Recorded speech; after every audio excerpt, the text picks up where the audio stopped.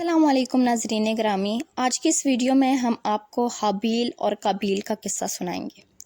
اس کائنات کا سب سے پہلا گناہ کیا تھا اور سب سے پہلا گناہگار کون تھا؟ اس سوال کے جواب میں اکثر لوگ کہیں گے کہ وہ پہلا گناہ عزازیل یا شیطان مردود نے تب کیا جب اس نے حضرت آدم کو سجدہ کرنے سے انکار کر دیا تھا اور کہا تھا میں اس سے بہتر ہوں، یعنی کائنات کا پہلا گناہ غرور و تکبر تھا جس نے عزازیل کو ابلیس بنا دیا تھا۔ لیکن تاریخ انسانی میں اس سرزمین پر پہلا گناہ جس نے کیا تھا اس کے بارے میں بہت کم لوگ واقف ہیں۔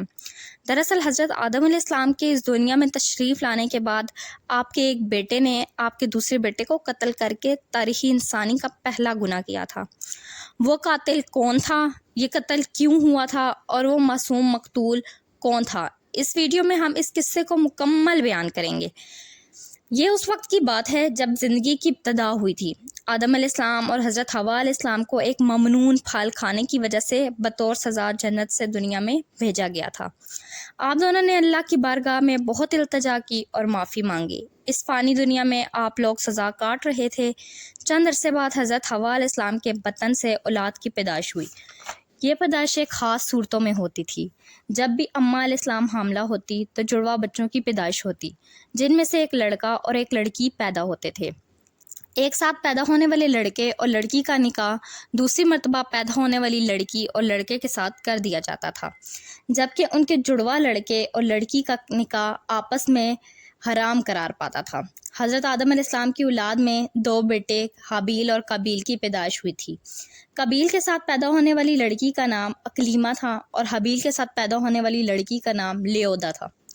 حضرت آدم علیہ السلام کی شریعت کے مطابق اکلیمہ قابیل کی بہن تھی اور لیودا حابیل کی بہن تھی، لہٰذا دستور کے مطابق قابیل کا نکاح حابیل کی بہن لیودا سے ہونا تھا اور حابیل کا نکاح قابیل کی بہن اکلیمہ سے ہونا تھا۔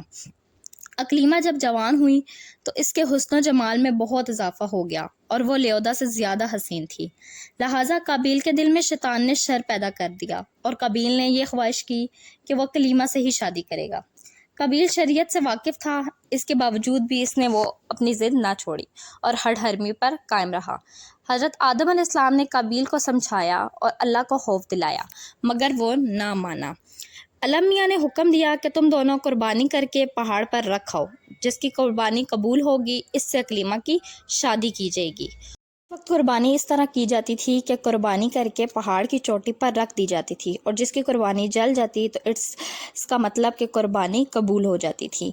جب حابیل اور قابیل نے قربانی کی تو حابیل ایک پرہیزگار اور نیک دل انسان تھا۔ اس نے اپنی ایک خاص بھیڑ اللہ کی راہ میں قربان کرنے کا سوچا اور اپنی قربانی کر کے اللہ کی راہ میں رکھ دی، جبکہ دوسری طرف حابیل نے ایک اناج اٹھایا اور جو گلا سڑا اناج تھا اس کو قربان کر کے رکھ دی، تاکہ اس نے سوچا کہ اگر میری قربانی قبول ہو گئی تو یہ اناج تب بھی گلا سڑا ہے اور ویسے بھی یہ جل جانا ہے، جبکہ دوسری طرف حابیل ایک نیک دل انسان تھا۔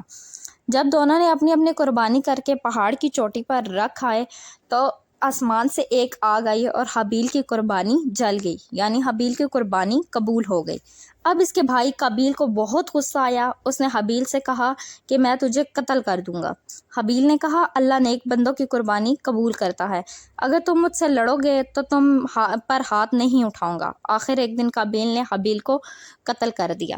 دنیا میں یہ پہلا قتل تھا۔ قابیل نے اپنے بھائی حابیل کا کیا کیا قتل کرنے کے بعد قابیل کو فکر ہوئی کہ قابیل کی لاش کا کیا کرے، کس طرح چھپائے۔ اس نے دیکھا کہ ایک کوا چونٹ سے زمین کھود کر ایک دوسرے مرے ہوئے کفے کو دفن کر رہا ہے، تب اس نے بھی اپنے بھائی حابیل کو زمین کھود کر دفن کیا اور خود جا کر آگ کی پوجا کرنے لگا۔